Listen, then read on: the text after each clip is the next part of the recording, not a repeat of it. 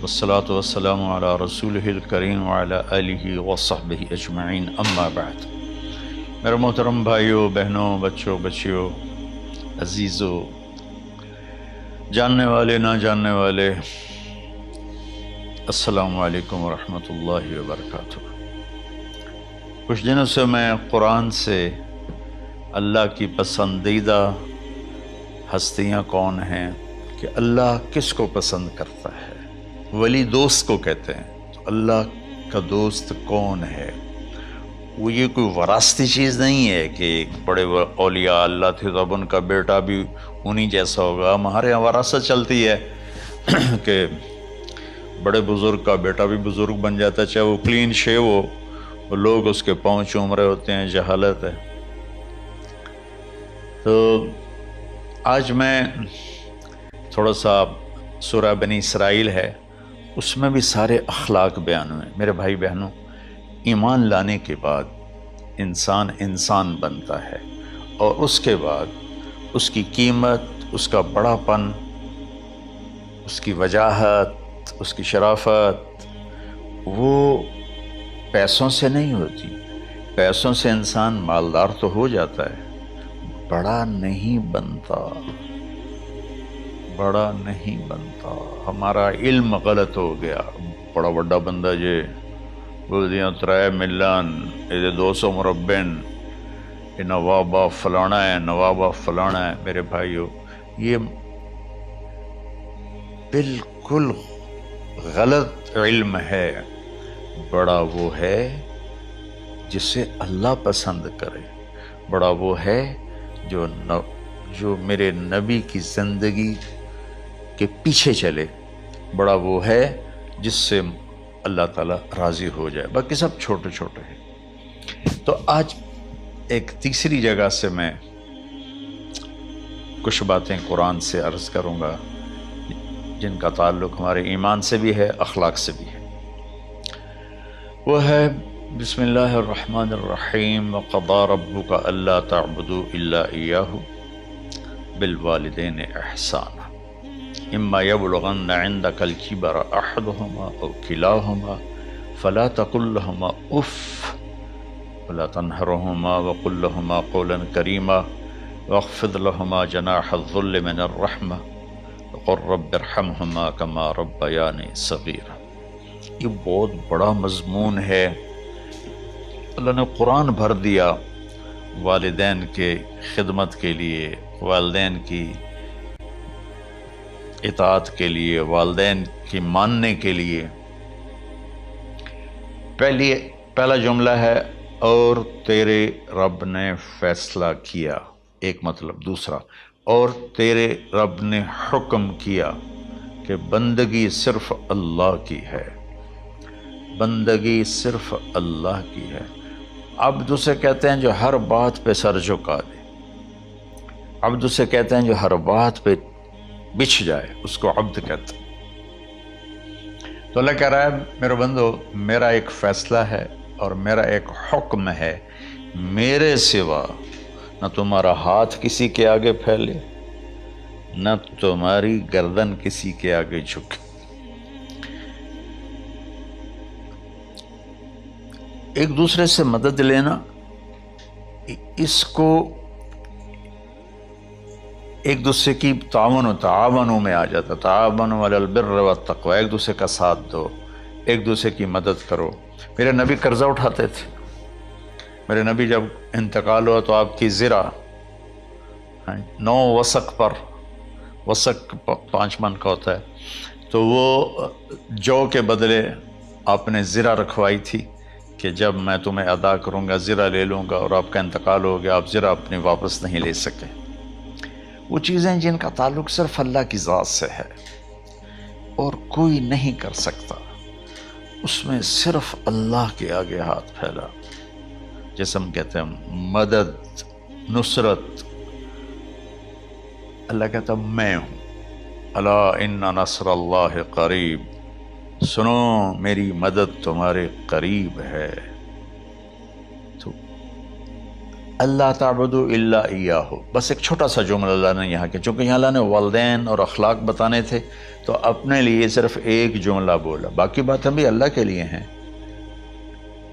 لیکن اللہ نے میری بندگی، اس بندگی سے مراد 5 وقت کی نماز نہیں ہے، حج، روزہ، زکوٰۃ نہیں ہے اس کی مراد، یہ ساری باتیں داخل ہیں، اور اس کے ساتھ 24 گھنٹے کی زندگی اللہ کی مرضی پر گزارو، نفع آئے تو شکر ادا کرو، نقصان ہو تو صبر کرو، برداشت کرو، پھر بھی شکر ادا کرو،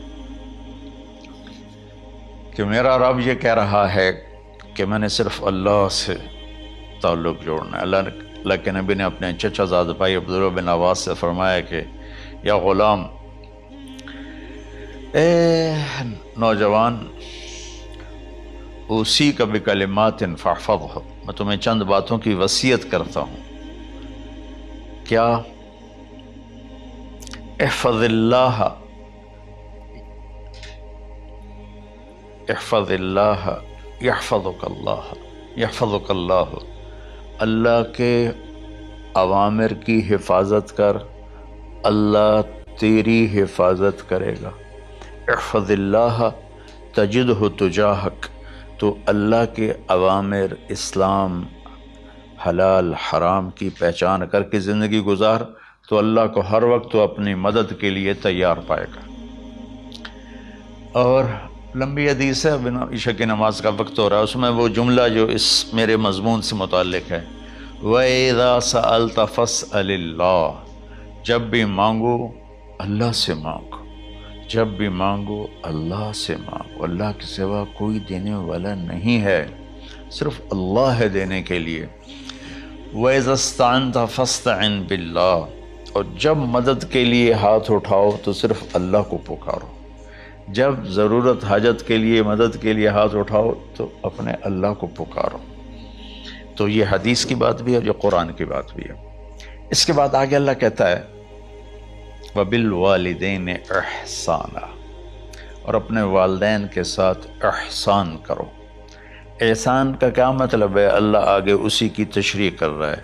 ویسے احسان کا مطلب عربی میں ہوتا ہے، یہ جو ہمارا اردو کا احسان ہے، میں تیرے تو احسان کیتا تو ہوں بیان نالے کی کر رہے ہیں، یہ بھی مطلب ہے، لیکن احسان کا اصل مطلب ہوتا ہے، احسان حسن سے ہے، حسن، حسن سے الف، 2 الف ملے اور احسان بن گیا۔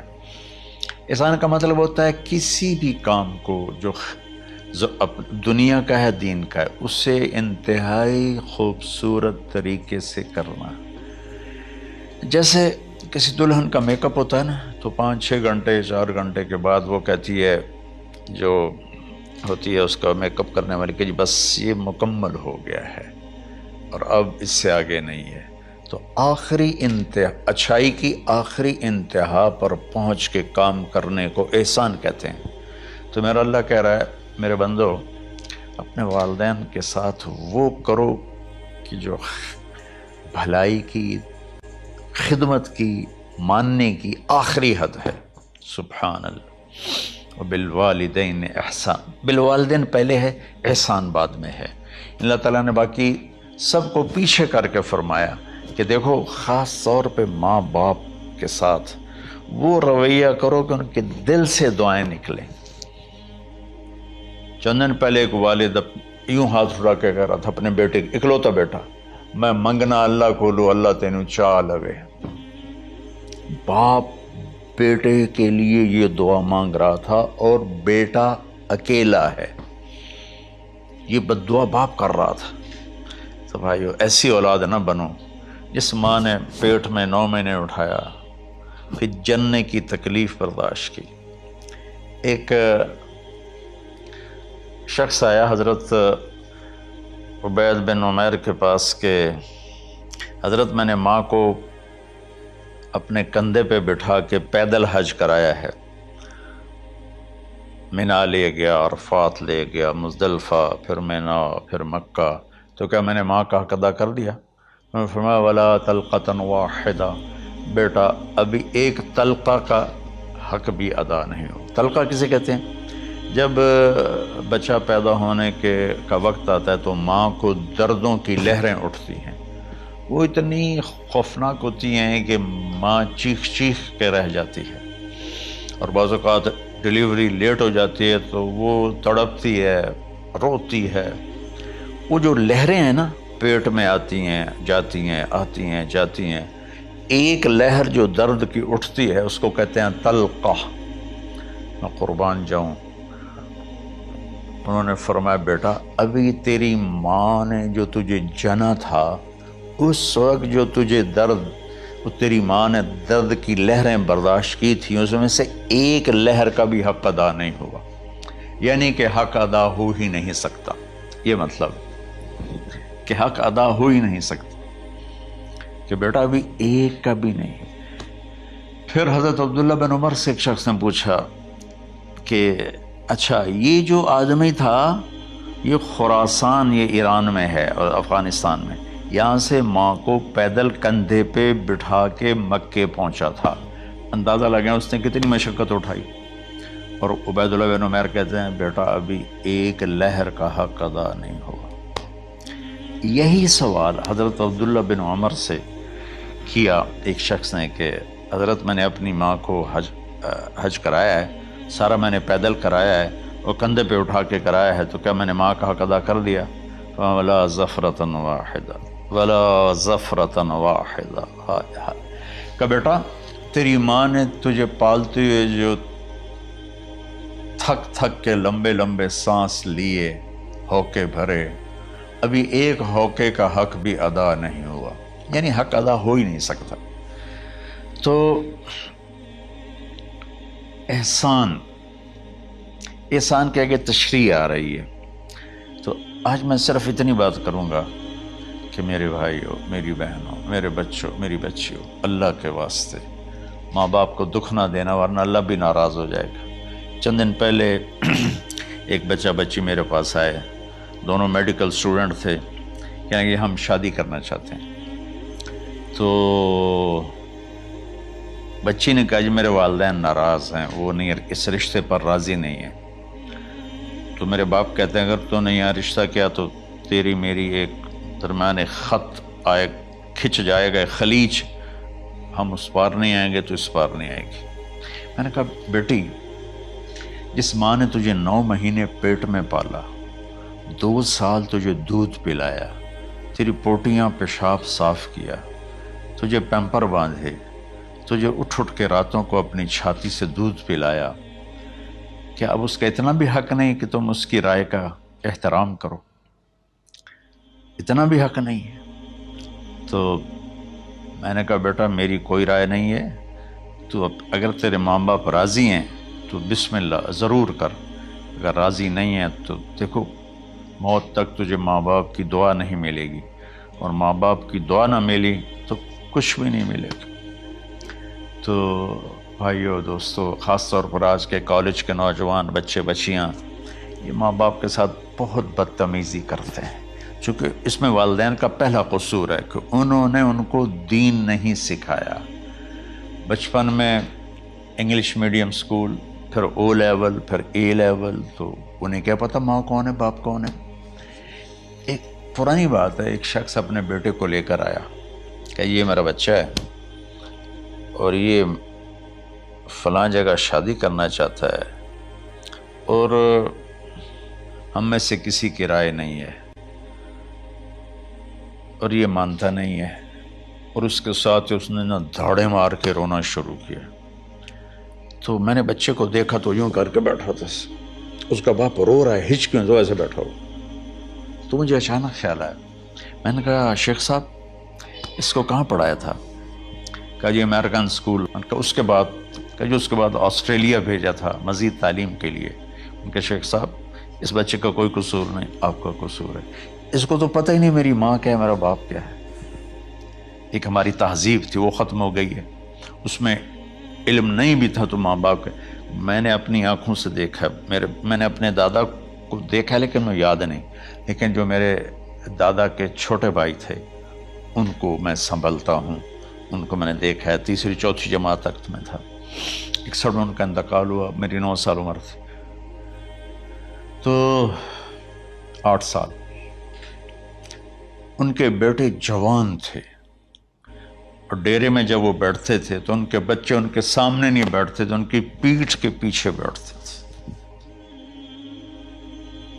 اتنا ادب، حالانکہ چاروں کے چاروں دین نہیں جانتے تھے، تہذیب تھی، ثقافت تھی، جو آج کی تہذیب نے ہم سے سب کچھ چھین لیا۔ اب بھی آپ جاؤ بیٹا تھر پارکر میں گیا ہوں 2-3 دفعہ، اور وہاں مسلمان نہیں، ہندو عورتیں جب گاڑی گزرتی ہے تو گھونگھٹ کو نیچے کر لیتی ہیں، اپنا چہرے کو فوراً چھپا لیتی ہیں۔ تو خیر بہرحال میں نے کہا شیخ صاحب اس بچے کا قصور نہیں، آپ کا قصور ہے۔ تو میرے بچوں، اپنے ماں باپ کو خوش کرو، راضی کرو۔ ان کا راضی ہونا اللہ کی رضا ہے۔ میں اس کی تفصیل انشاءاللہ آگے بتاؤں گا، آج میں صرف اتنا ہی میں نے تمہید باندھی ہے کہ ماں باپ کا کیا مقام ہے، ان کی کیا عزت ہے۔ ایک شخص آیا، یا رسول اللہ میرا باپ میرے پوچھے بغیر میرا مال خرچ کر لیتا ہے۔ آپ نے کہا بلاؤ، چونکہ بچے کا ذاتی مال اگر ہو تو شرع کے لحاظ سے باپ پوچھ کے استعمال کرے، بغیر پوچھے استعمال نہ کرے۔ جب اسے پتہ چلا کہ میرے بیٹے نے شکایت کی ہے، تو عرب کی شاعری تو مشہور تھی، انہیں دل میں کچھ اشعار پڑھے۔ جو آیا تو جبریل پہلے آ گئے، یا رسول اللہ، اللہ تعالیٰ کہہ رہے ہیں آپ اس سے پوچھیں وہ شعر بتاؤ جو تیرے کانوں نے تو نہیں سنے، تیرے دل میں آئے تھے اور اللہ نے سن لیے۔ تو اللہ کے نبی نے فرمایا بھائی تیرا انشاءاللہ کیس سنتے ہیں، لیکن پہلے وہ شعر سناؤ جو تم نے تو نہیں کہے زبان سے پر اللہ نے سن لیے ہیں۔ تو پھر اس نے وہ اشعار پڑھے، اور اس کے آگے کیا ہوا یہ میں انشاءاللہ اگلے کلپ میں بتاؤں گا کہ باپ کا کیا مقام ہے، ماں کا کیا مقام ہے۔ السلام علیکم۔